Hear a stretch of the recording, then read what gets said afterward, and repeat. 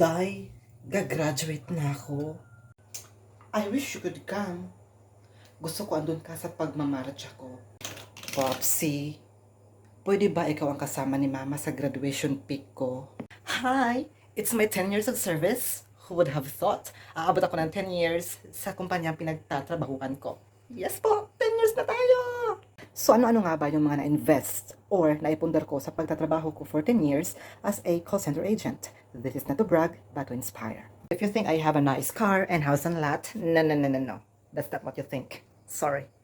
They are my investments. Yes po. Sa education po ako nag-i-invest. Pinakaunang investment ko is my sister. I sent her to school sa Southwestern University FENMA. Kumuha siya ng marketing management. So, sa time na to, ako lang yung may trabaho sa amin. So, halos lahat-lahat is ako ang gumagastos.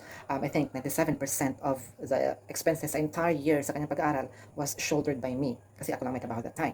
My second investment is my brother. So this is our youngest brother. This time, dalawa na kaming may trabaho. So dalawa na kaming nagtutulungan sa pagpapaaral sa youngest namin. So kumuha siya ng seaman sa METC and ngayon, processing na yung papers niya sa kanyang apprenticeship.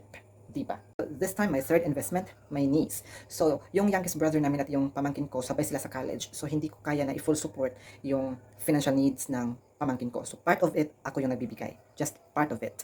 So, this May or April, matatapos na siya sa kanyang college. Perfect. My fourth and newest investment, he is a student, a friend of my friend. So, naging friend ko din siya. Kasamahan namin sa volleyball. Francis Mercader, a grade 9 student sa Josecho Nahu National High School. Nakitaan ko kasi siya ng potential sa pag-aaral, magaling sa klase.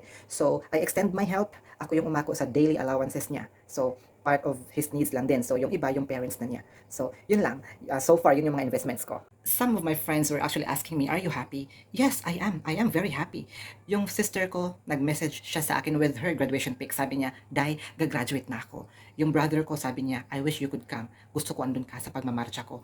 Yung pamangkin ko, sabi niya, Papsi, gusto ko ikaw yung kasama ni Mama sa graduation pic ko. Yung si Lukdoy, si Francis Mercader, yung mama niya lumapit sa akin, sinabi, napakasaya ko na napunta si Lukdoy sa kamay mo at sa kamay ni Jello Albaracil. Diba, ang saya pakinggan nun?